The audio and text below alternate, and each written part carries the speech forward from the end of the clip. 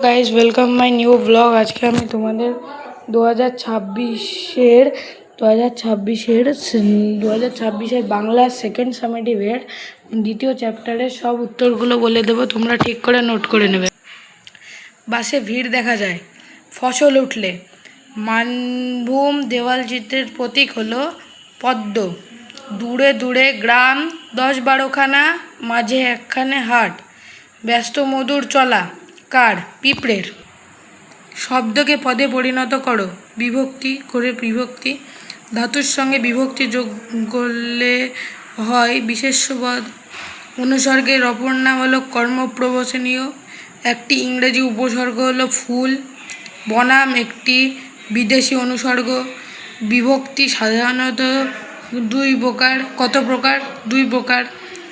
অর্থবিশিষ্ট বর্ণ সমষ্টিকে শব্দ বলে শব্দ। কোনটি অনুসর্গের দৃষ্টান্ত নয়? পানে। গোপালের বাবা কোথা থেকে ল্যাংড়া আম আনিয়েছিলেন? গোপালের বাবা ভাগলপুর থেকে ল্যাংড়া আম আনিয়েছিলেন। 2-2 চিত্রগ্রীবের বাবা মায়ের ঠোঁটে কোন খাদ্য দুধে পরিণত হয়েছিল? চিত্রগ্রীবের বাবা মায়ের ঠোঁটে ভুট্টার বীজ দুধে পরিণত হয়েছিল। ভয় তুমি পেও না, কে কাকে ভয় পেতে বারণ করেছে? বৃষ্টি পিঁপড়েকে ভয় পেতে বারণ করেছে। ক্ষেত্রব্রত পার্বণে মূল ব্রতী কারা? ক্ষেত্রব্রত পার্বণের মূল ব্রতী হলো চাষির ঘরের বউয়েরা। প্রভাতে পড়ে না ঝাঁটা, কোথায় প্রভাতে ঝাঁটা পড়ে না? হাটে প্রভাতে ঝাঁটা পড়ে না। তারপরে 2-6 ছোট পিঁপড়ে গায়ে কী মাখে? ছোট পিঁপড়ে গায়ে ধুলোর রেণু মাখে। বাঘের ছানা কাদায় নেমেছিল কেন? বাঘের ছানা কাদায় নেমেছিল মিনিমৎস্য ধরতে। তবে কার পাখায় ভর করে হাটে নিশা নেমে আসে? বকের পাখায় ভর করে হাটে নিশা নেমে আসে। কাকেশ্বরী কুচকুচে কোথায় থাকে? কাকেশ্বরী কুচকুচে 41 নং গেছো বাজার কাগড়াপট্টিতে থাকে। হিজিবিজবিজকে? হিজিবিজবিজ হলো সেই অদ্ভুত জন্তু যে মানুষ নয় বাদর, ভূত নয় পেঁচা, শুধু হাসছে আর বলছে এই গেল নাড়িভুড়ি সব ফেটে গেল। এই অদ্ভুত জন্তুটি হলো হিজিবিজবিজ। শ্রী ব্যাকরণ সিংয়ের উপাধিটি কি? খাদ্য বিশারদ। বড় মন্ত্রী কি খেয়ে ফেলেছিল? বড় মন্ত্রী সাজি মাটি খেয়ে ফেলেছিল। এই হয়তো শশীরের রাঁচি ফেরার শেষ সুযোগ। কোন সুযোগের কথা বলা হয়েছে? যখন লেখক দেখল একটি ছোট গাড়ি, বেবি অস্টিন গাড়ি আসছে, তখন লেখক মনে করলো এটি তার শেষ সুযোগ।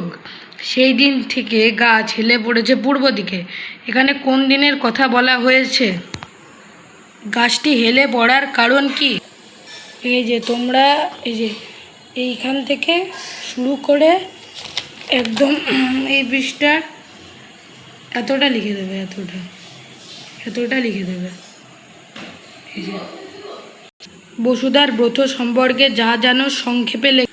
এই যে তোমরা এইখান থেকে শুরু করে এত দূর অবধি লিখে দেবে, একদম ভালো করে দেওয়া আছে, তোমরা এতটা লিখে দেবে, তাহলে তোমরা ফুল পেয়ে যাবে।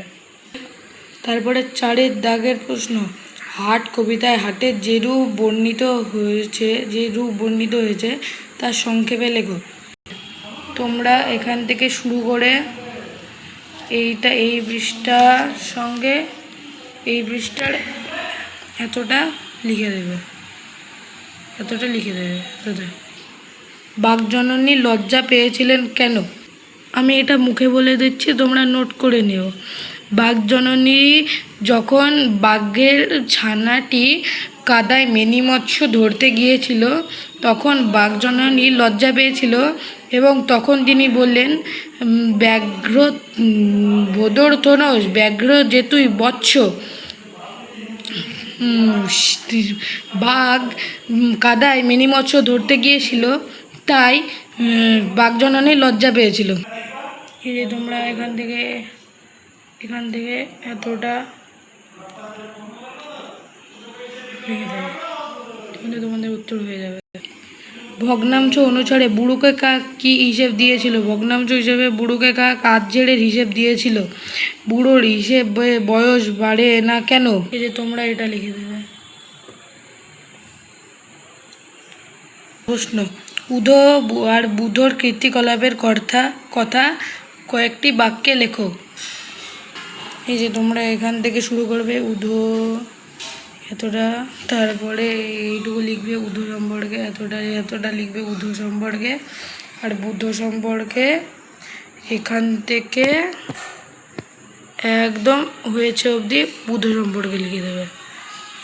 দেখ করে দেখে নেবে, দেখো উধো আর বুধো।